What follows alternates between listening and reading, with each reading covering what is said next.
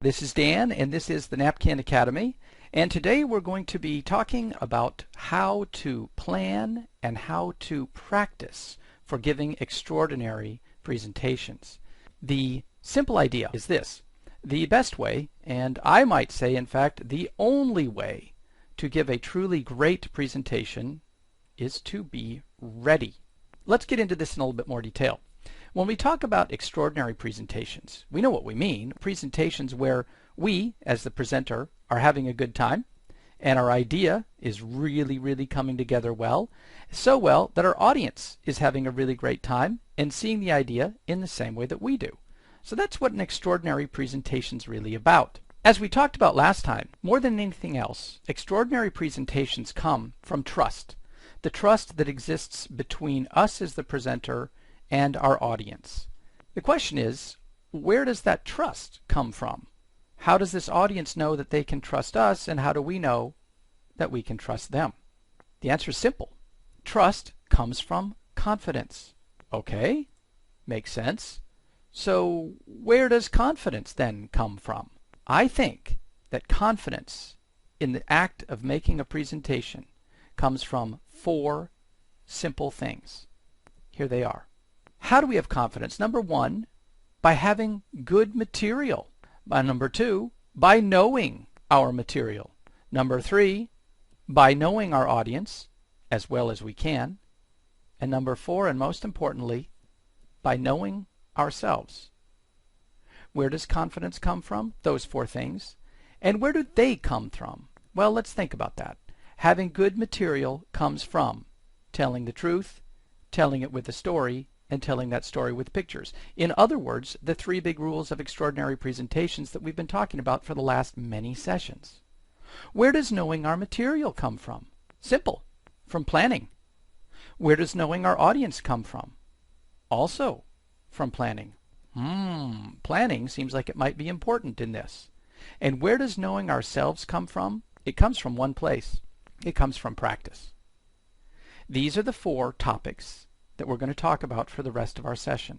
Last week we approached the idea of stage fright, and we took the perspective of, let's look at presentations from the perspective of fear.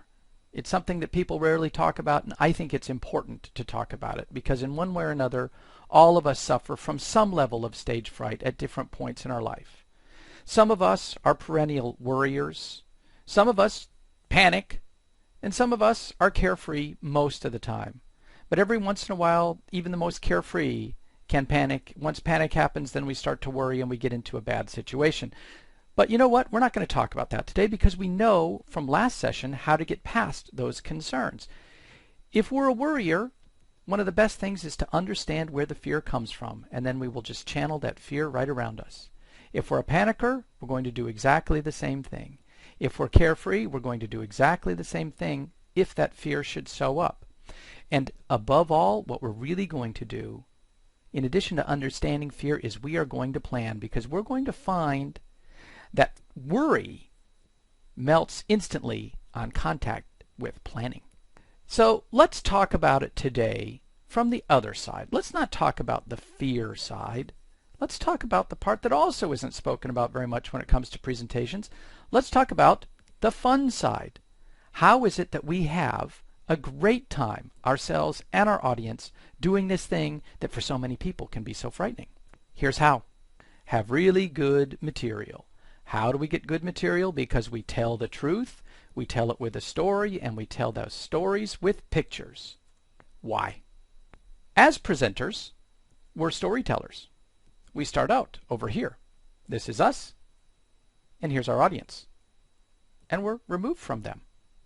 But as a storyteller, what we want to do is take this distance and move it over here so we are all very close together, ourselves and our audience, in confidence and in trust. That's what a storyteller really does. We bring people together. Storylines are the way we tame confusion along the way, because as we know, every story initially, every problem is very complicated and confusing. So what we do is our storyline is what forces that complexity into a line long enough for us to be able to share it with someone long enough for us to be able to tolerate confusion until we can begin to understand what the problem is really about. That's what a storyline does. And in order to do that, our storyline needs to do two things. It needs to have a spine. This is the main storyline that says we're beginning here and we're ending here, and here's the story arc that's going to get us there. But that's not enough. A good storyline also needs something else. It needs lots of anecdotes and color and details that come underneath each one of these points. So not just the main story, but then all the little interesting bits and pictures and things that support each one of those and make it fully fleshed out and interesting. I come from a background in management consulting, and I will tell you that in management consultingese, the idea that I just told you is called horizontal vertical storytelling. And what that means is our horizontal is our main storyline. We start at the beginning. We go through point A, point B, point C, all the way until we get to the end. And that's the horizontal because it moves from here to here, across our mind. The vertical part is the name given to, again, all of the subcomponents and details and anecdotes and pieces of data and evidence that back up each one of our main points and make them interesting. That's the vertical part. The standard approach that we've been taught in school to build this kind of horizontal, vertical model is to create an outline.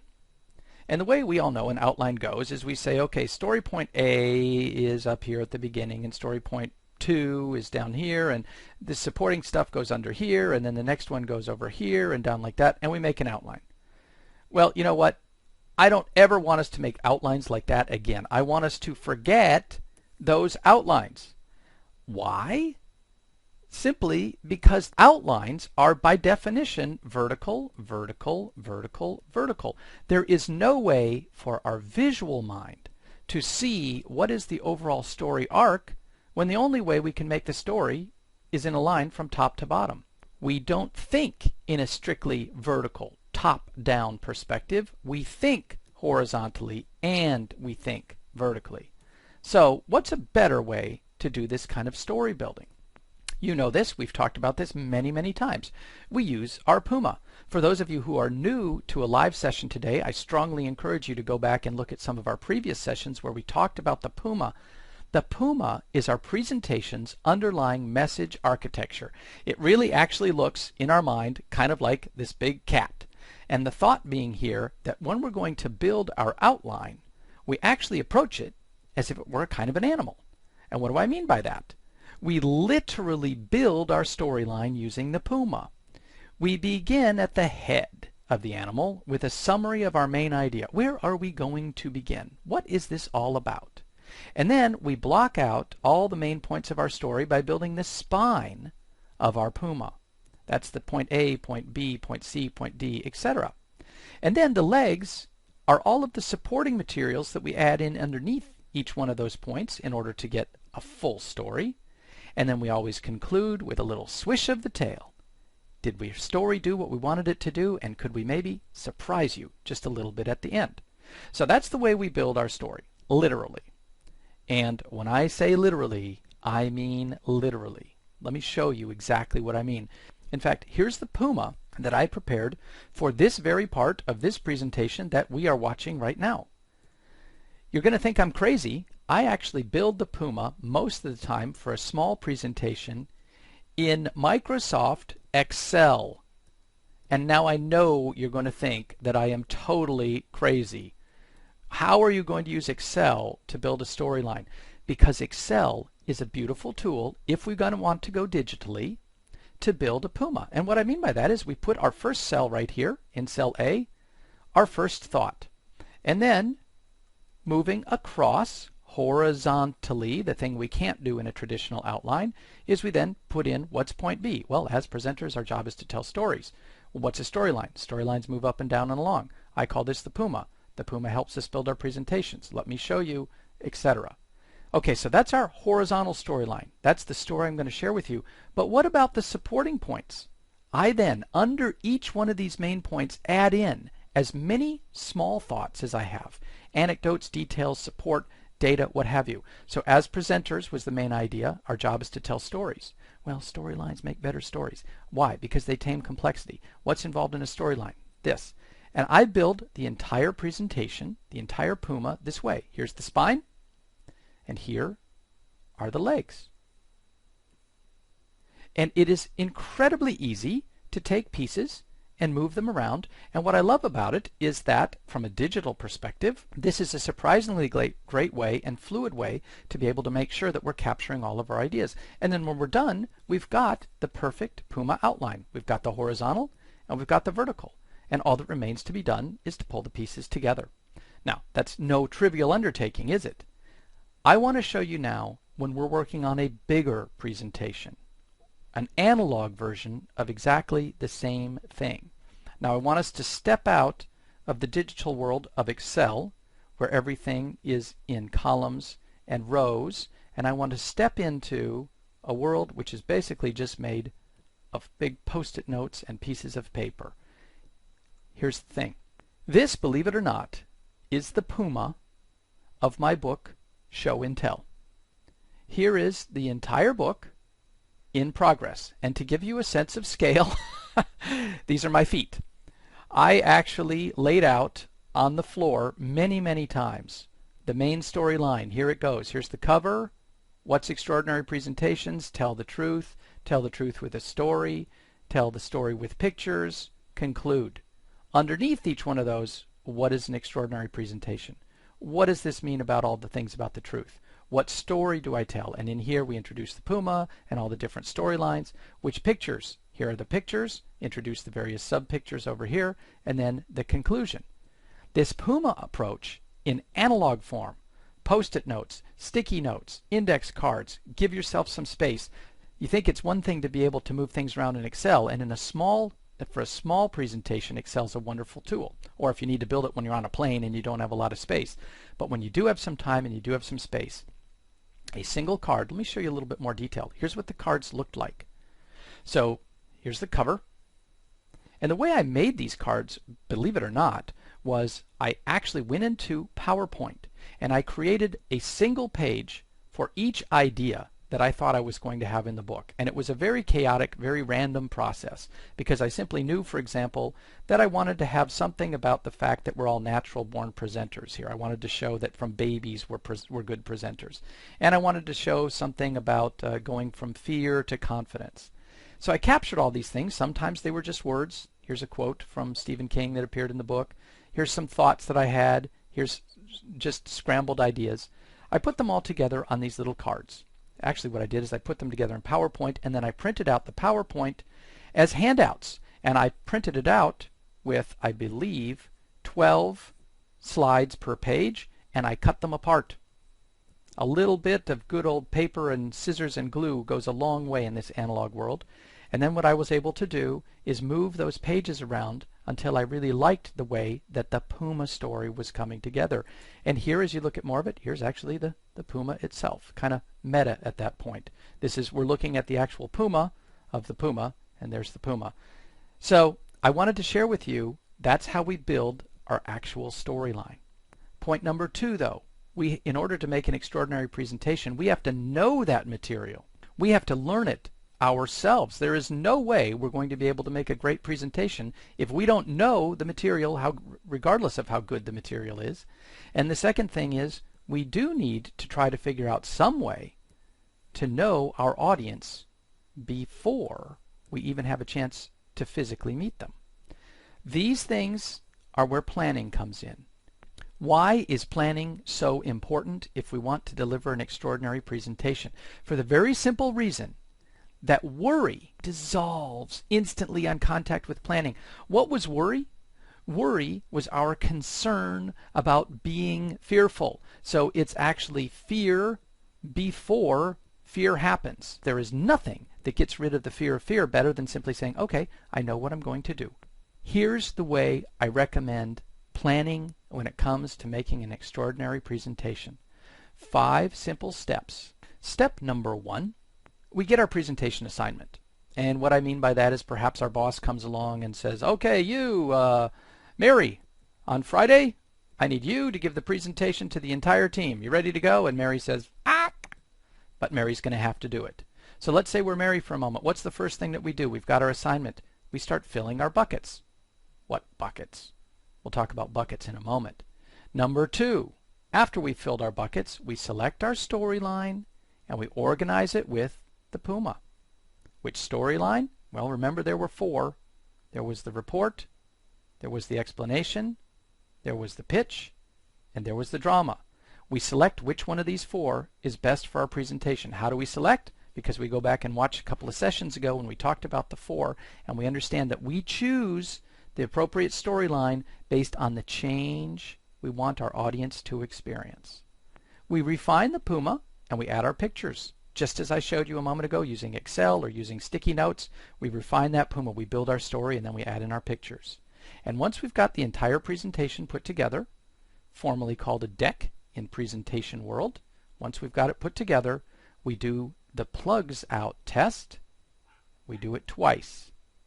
And then we do the test one more time, only this time with the audience, and guess what? Mary, we will have given an extraordinary presentation. So those are the 5 steps for planning. Start filling out our buckets, select our storyline, build our Puma, do the plugs out test twice, present it to our audience. Easy. So what buckets am I talking about? Let's look at these buckets for a moment. We know this from the very first session on Show and Tell. All presentations are composed of just 3 elements. There's us, and we've got something to share. There's our idea. This is the idea, concept, lesson, tool, or rule that we want to share. And then there's our audience. These are the people with whom we're going to be sharing this idea. Those are all the pieces that are involved in any presentation. Really, there's nothing more than that. And any one of us can juggle just 3 things. So here's what I mean by the buckets and planning. The moment we've gotten our assignment, I'm going to give a presentation about X. We line up our buckets in our mind on a piece of paper, and we say bucket number 1 is my idea. What do I really want to say? And how well do I know this topic myself? Bucket number 2 is me. Who am I? Who do I want to be when I say this? And how can I be true about it? Knowing myself. And bucket number 3 is my audience. With whom do I really want to share this idea? Or with whom am I going to be sharing this idea, whether I want to or not? And how would I like them to change? And then I fill up my buckets. Post-it notes, Excel, PowerPoint, Word, whatever tool you want to use. I collect all my thoughts and impressions and data and anecdotes and ideas and concerns about my idea, and I put them in the idea bucket. Then I take all my own goals and hopes and concerns and beliefs and worries and insights, and I put them into the me bucket. And then I put everything that I can learn about my audience, their demographics, what do I anticipate their experience, what's likely to be their skill level, what are their abilities, what kind of hidden agendas might they have, what aspirations might they have, how might they want to change, and I put all those thoughts into my audience bucket. So let's take an example. I want to make this real for you for a moment. A few years ago I was asked to work with a startup here in Silicon Valley that was building a new social media platform that was going to be taking advantage of Twitter and Facebook in order to be able to embed e-commerce within them. And this was a pitch, a presentation that we were going to be making to a venture capital company. So here's what we did. Into the bucket of my ideas, here's some of the things we said. Our tool is like Twitter for shopping. There's a mode which is for families, and there might be a mode for friends. In other words, there might be a public mode and there might be a private mode. And what we could do then is, using social media tools, is we could share purchases online. And we could buy anything within the app. And then we had many, many, many other ideas, thoughts about the idea, the actual application itself, the little app that we were going to build. And then we said, okay, so who am I who's going to be making this presentation? Well, I need to be perceived as an expert, but I also still need to be somewhat humble, because frankly, for the audience I'm going to be presenting, they're a venture capital organization. I need their money. but I want to make sure that I show them I've got other options because I don't want to look too desperate. And I want to convey that I really love this product to generate enthusiasm among them. And bucket number 3 then is, who are we going to be presenting to? Who's the audience? Well, in this case, they're going to be venture capital people. So these are seasoned investors. They have seen it all. They've seen every pitch. But they do need a new win. Hey, and some of these people were the people who originally did back Twitter. So I'm guessing that they're probably mostly men. They're probably in their 30s to 40s. They probably got a lot of Stanford MBAs, and they probably got a lot of technology background, etc. So I'm collecting all the things I might think about them. This is what the planning of the buckets really means. And how does this help us then prepare? Because these ideas are the index cards or the post-it notes or the cells within Excel that we're going to build our Puma from. All we've done is go out and cast a wide net, 3 buckets, everything I can think about my idea. Here, these are the facts that I'm going to share about the idea. And then the facts about myself. And then the facts or the data I have about my audience. This is where my story is going to come from. Look at this. This is who I am, this is what my idea is, this is who you are, and I'm going to weave my Puma right out of these points by simply taking and lining all these cards up in their horizontal and their vertical storyline. Isn't that cool, the way it all fits together? And that's how we go build that Puma. And that's what I mean by planning. Which brings me to point number 4, the last thing that gives us that confidence that builds trust in an extraordinary presentation. The hardest of all, knowing ourselves. The way we know ourselves is through practice. The only way we get to know who we are is by trying things. If we're going to be giving a presentation, the only way to know how to do that is by giving a presentation. Fear fades with practice. Perhaps we were really terrified the first time we got up on the high dive, but if we did it again and again and again, eventually we inure ourselves against that fear, and the fun is what drives us to do it again and again. And what's true with a high dive is true of presenting. The test I want to talk with you about. It's something called the Plugs Out test. This is the way to practice a presentation. There may be other people who have other ideas, but I will tell you this, in my experience with some 650 presentations in the last 7 years, the Plugs Out test is what works. I didn't make it up. NASA made it up. NASA made up the Plugs Out test when they realized that they were going to be putting people into space. Way back in the days of the Apollo program going to the moon. Recognizing that every piece of this really complicated machine needs to work. The way to test it is when you're still on the ground before you've gone into space. You set everything up exactly as if you were going to take a space flight. You take your astronauts and you put them inside the capsule, and then you unplug the capsule. And you run through the entire simulated space flight using the real hardware, the real people, not faking any of it, and making sure that it all works on Earth before you have to worry about it working on the moon. Now look, we may not be going into space when we're giving a presentation, but I will tell you this. When I know that I've got 500 people, or even 3,000 people that I need to keep engaged for 60 minutes or 90 minutes or sometimes 8 hours, it feels a bit to me like going into space. Before I get into that room and I'm on stage for that amount of time, I want to know that it all works. I want to know that my presentation works, and I want to know that I work, and I want to know that my technology works. I may not be an astronaut, but I pretend to be one. Because, you know, stepping out onto the stage, it might as well be stepping onto the moon. Because the time will come when you step out there and you are on your own, and you do have to make it happen. Here's how to do the Plugs Out test. There's no messing around with this. I'm serious. Step number 1. We've prepared our presentation, we've prepared our Puma, our slide deck is ready to go. Find a room that looks as close as possible to the real room in which we're going to be giving our presentation. Set up the stage, our audio, our video, whatever technologies we're going to use. If we're going to be on a microphone, find a microphone as close as we can make it to what we're actually going to be doing when we present.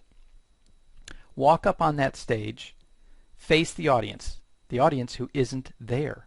Maybe we can have one friend come along, often helpful. And then we talk through our entire speech, word for word, picture for picture, slide for slide, clicking through the whole thing.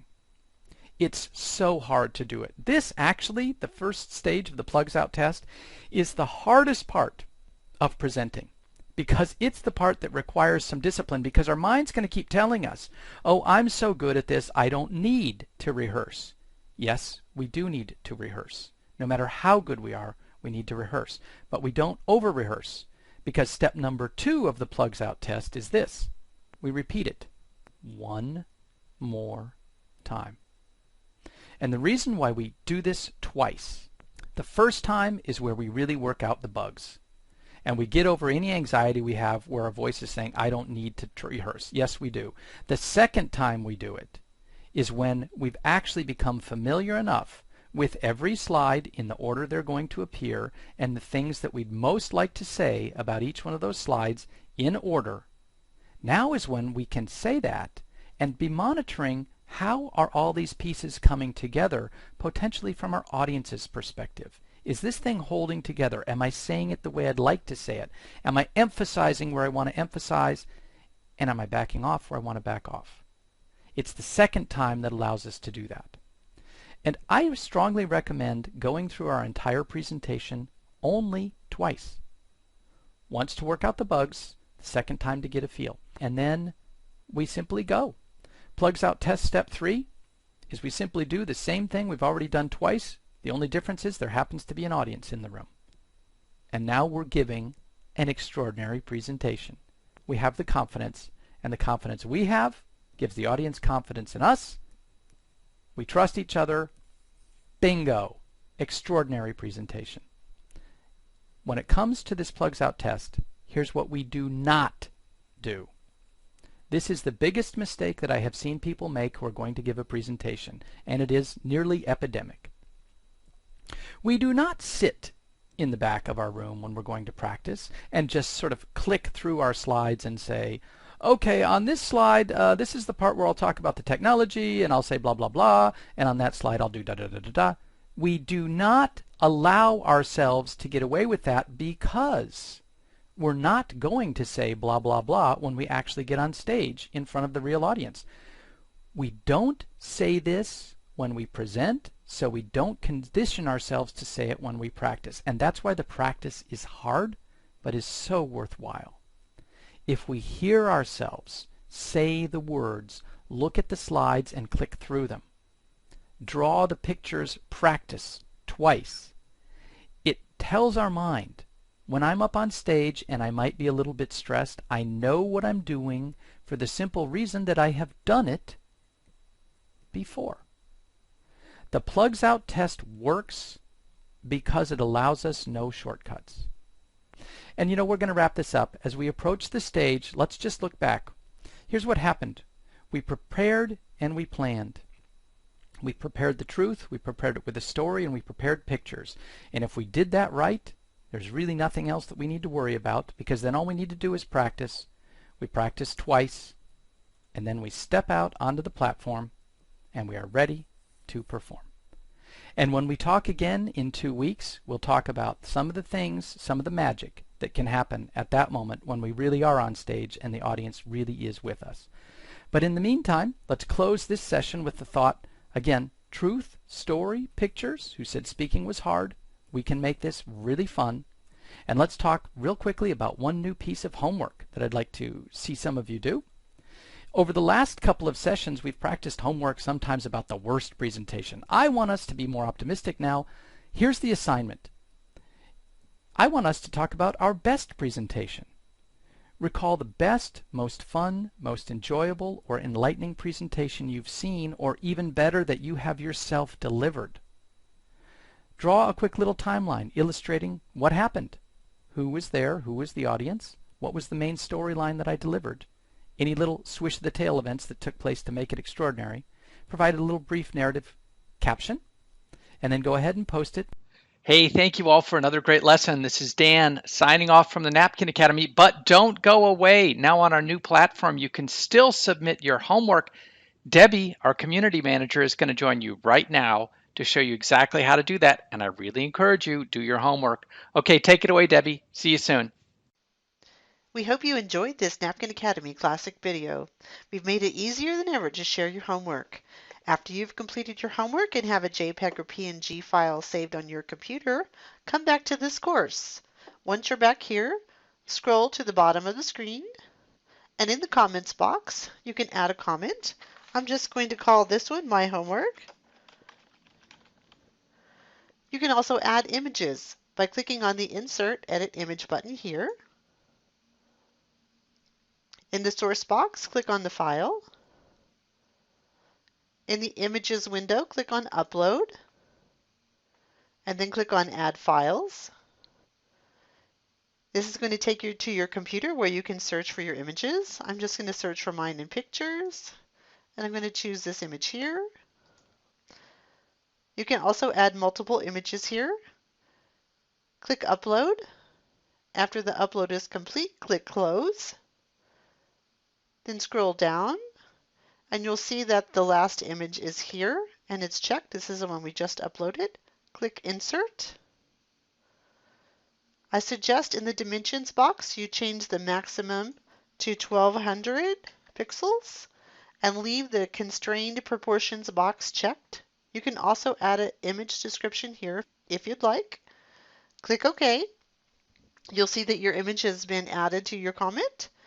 And now the last step, the most important one, make sure that you click the green comment button here to upload your homework to the Napkin Academy. We hope to see your homework soon.